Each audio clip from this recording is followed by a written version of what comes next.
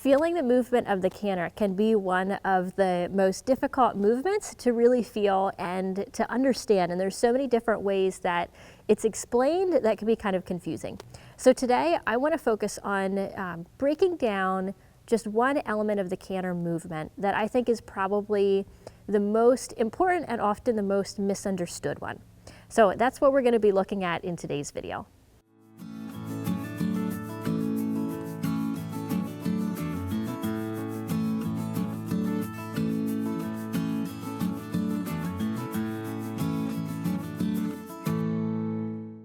I'm Callie. I'm here today with Ellie. She's one of our school horses here at the farm, and you're watching the weekly show where I share riding exercises, training ideas, and horse care advice.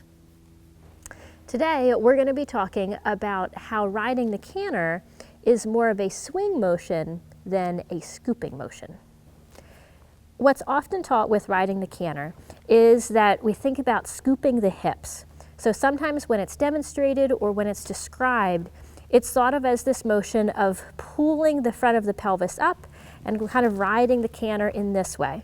But you can see what's happening to my back as I do this. My back is rounding and then it's hollowing and then it's rounding and hollowing. So the motion is coming more in my lower back if I think about scooping for the canter. So instead, I want to show you what it looks like if you think about riding the canter more as a swing motion, where the movement is coming from your hip joints instead of in your lower back. So here as we watch the canter, look at how my back is staying relatively stable, and the movement is coming from my hip joints, where my femur comes into my pelvis, that big ball and socket joint. And it's more the motion of my pelvis swinging forward with the roll of the horse's back instead of scooping. So it's more of a swinging forward and then back to neutral, swinging forward and back to neutral. The most important thing is to notice the difference between here, if I change to thinking about scooping and rounding out my lower back, where the motion now happens in my back, versus here when I stabilize my back, and then you can see how the motion is happening and the movement is happening from the swing coming from the hip joints. Riding the canter in this way not only protects your own body and helps you feel more balanced and light and more stable at the canter, but it's also more comfortable for your horse as well. It's going to allow your horse to move more freely underneath of you and to have better canter transitions and to stay better balanced in their canter. So I'm going to share one simple exercise that you can use to just start feeling this motion in your hips. So here's what I want you to do. First, just make sure that you're sitting with a neutral pelvis and spine, so we're not sitting over-rounded where the top of the pelvis is pointing forward, and we're not sitting back here where we're sitting too much back on our pockets and having the top of the pelvis going back. Of course, I'm exaggerating those positions, but many people sit like this, trying to sit straight, or they round a little bit without even being aware of it. So we want to make sure that we're sitting with a good alignment. And now from here, I'm just going to put my hand right at this crease where my thigh comes up to my upper body, and I'm going to think about just slightly folding over my hand, and then I'm going to come back and just slightly folding forward and come back.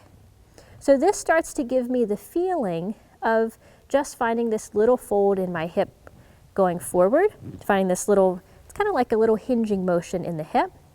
And now I'm going to go slightly the other way. I'm going to hinge slightly back and come forward. So I'm trying to think about being aware of my back and keeping my back very stable as I'm just doing this little hinging motion.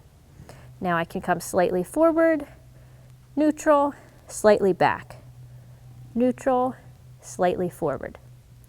So now when I'm in the saddle and I'm riding the canter, it's the motion of the horse that actually creates this, and this little swing, this little hinging from the hip then happens as a result of following that movement from the horse in the canter.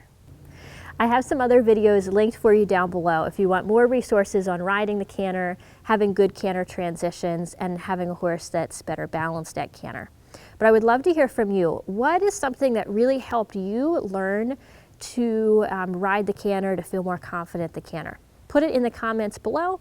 And if you're watching this video anywhere besides our website, CRK Training Blog, go there. That's where the best conversation happens, and there's many other free videos for you there.